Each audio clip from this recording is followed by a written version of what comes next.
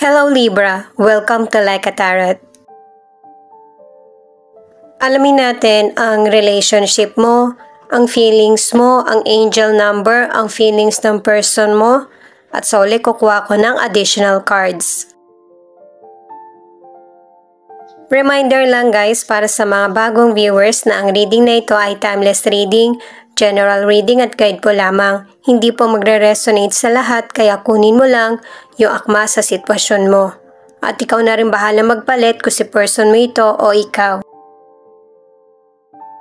Feeling safe. Ito yung card mo para sa relationship. Na deserve mo na makaramdam na safe ka. At saka yung feeling safe na alam mo na magkakaroon ulit ng bagong pag-asa sa iyo. Alamin naman natin ngayon kung bakit yan ang ipinakita ng mystical card. Angels and guides, please guide us. Ano ang reading para sa mga Libra?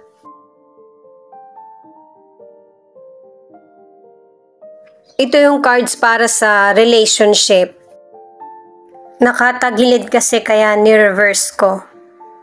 Ang cards mo ay 10 of Swords, Knight of Swords in reverse, at 2 of Cups in reverse. Sa mga cards na ito ay pinapakita na ang ilan sa inyo, feeling mo parang hindi ka sinuswerte. May situation na kailangan mong i-let go para mas magpatuloy ang buhay mo sa mas tamang direksyon.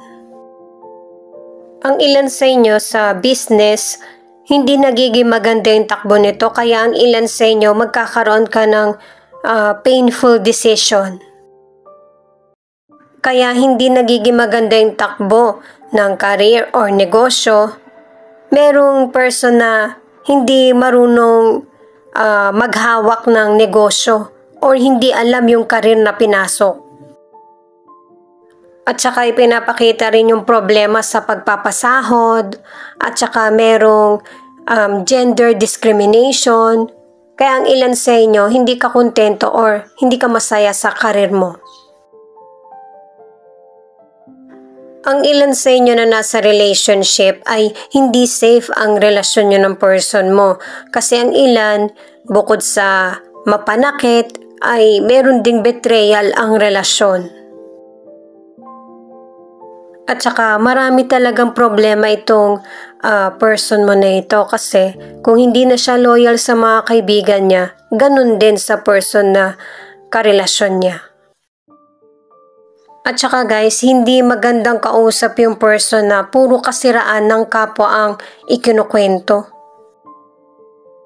Yung bang kwento na puno ng galit, wala kang makukuhang lesson.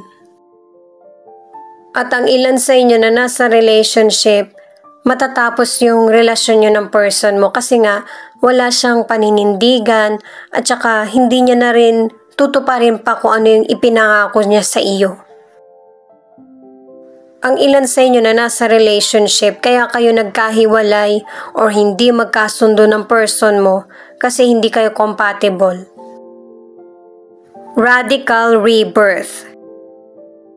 Ang ibig sabihin nito ay unti-unti ka nang nakaka-move forward. At saka hindi mo naman kailangan ihanda yung sarili mo eh. Kailangan mo na ng mga bagong desisyon at saka makapili ng tama para sa iyo. Kung magulo yung sitwasyon mo, wala kang sinira. Sa mga single, warning itong tatlong cards na ito na may makikilala kang person na hindi dapat pagkatiwalaan. Delikado siya at saka mapilit. Kumukonekta talaga yung mga cards mo, ano? Ito naman yung feelings mo. 8 of Swords in reverse, 9 of Wands in reverse, at the Moon. Sa mga cards na ito ay pinapakita na ang ilan sa inyo meron kang choices kung mag-i-stay sa unhappy na situation or mag-let go. At saka nakadalawang cards ka na para sa abuse at pinag-iingat din ang ilan sa inyo sa peking kaibigan at saka peking person. Ang ilan naman sa inyo May person na gusto niya siya yung masusunod, pero hindi naman siya nagpaplano. Sa financial, ang ilan sa inyo namomroblema talaga sa money, pero mareresolbahan mo naman ito.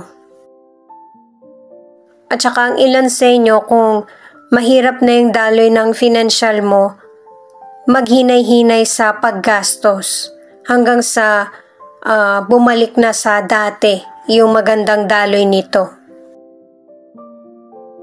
At saka sa mga nasa relationship, nakatatlong cards ka na kailangan mo nang ialis yung sarili mo sa unhappy na relationship. Unti-unti kasing naapektuhan na yung kalusugan mo, pero base sa mga cards, nahihirapan ka rin kasing i-let go yung person mo. Kaya kung mapapansin mo, walang pagbabago sa relationship nyo. At saka, ang ilan sa inyo may betrayal ang relasyon. Feeling mo ito yung nangyayari sa relationship nyo. Yun yung problem, kaya magulo yung relasyon nyo. Ang ilang single naman ay mas tinatanggap mo yung mga bagong pananaw patungkol sa relasyon. At saka ginagawa mong positibo kasi ayaw mo nang maulit pa yung trauma ng nakaraan. Ito naman yung angel number sa relationship. 777. Release your fears, let go of control, find your inner strength. Connected, pangatlong card mo na yan na kailangan alisin yung takot. 1212. Your spirit guides support you. Kaya pala ginaguide ka sa mga cards na ito na kailangan meron ka nang i-release na unhappy. 8888. Everything will happen for you all of a sudden and you'll be thankful you didn't give up. Blessings are coming. Type 8888 if you believe. Ito naman yung angel number ng person mo, yung feelings niya. Kung bakit maganda yung angel number ng person mo, kasi alam ni God kung ano yung kailangan at ano yung nararapat para sa person mo. Ihabol ko lang para sa mga single na kapag binibigyan ka na ng sign ng guide mo na yung person ay hindi nararapat na maging karelasyon mo, pakinggan mo ito or sundin.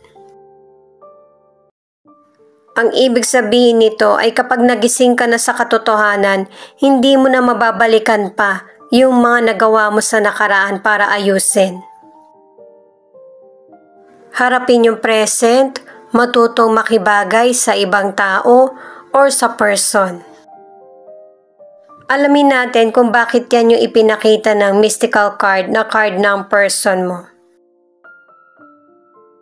Siya nga pala guys, thank you sa mga nag-like, share, comment, and subscribe. Ingat po kayo palagi, saan man kayo naroon. Page of Pentacles, Knight of Wands, at Nine of Cups.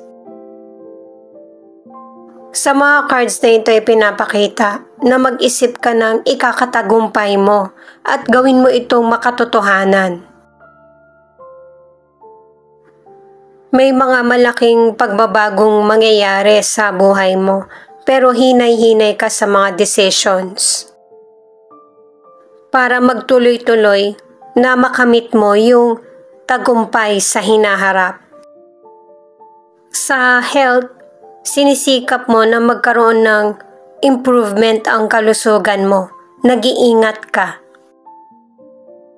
Ipagpatuloy na pangalagaan ang kalusugan para mas humaba pa yung buhay mo. At para naman sa ilan, kung mabilis kang kumilos, doble ingat para hindi ka magkaroon ng injury. Ang ilan sa inyo na nasa relationship, kahit na nagkakaroon ng problema, ay patuloy pa rin na committed ka at saka loyal sa person mo. At saka ramdam ng person mo na mas safe siya sa relasyon nyo. Ang ilan naman na nasa relationship ay magkakaroon ng celebration. Kumbaga merong party, engagement, binyagan. At ipinapakita sa mga cards na unti-unting nagkakaroon ng katuparan yung mga pangarap mo na magkaroon ng happy na pamilya. Ang ilang single naman, kahit wala kang karelasyon, ay kontento ka sa buhay mo. Ang ilang single, magkakaroon ka ng bagong karelasyon, kaya wag mong isipin na habang buhay magiging single ka. At yung potential person na makikilala mo, pareho na kayong ready para sa new relationship.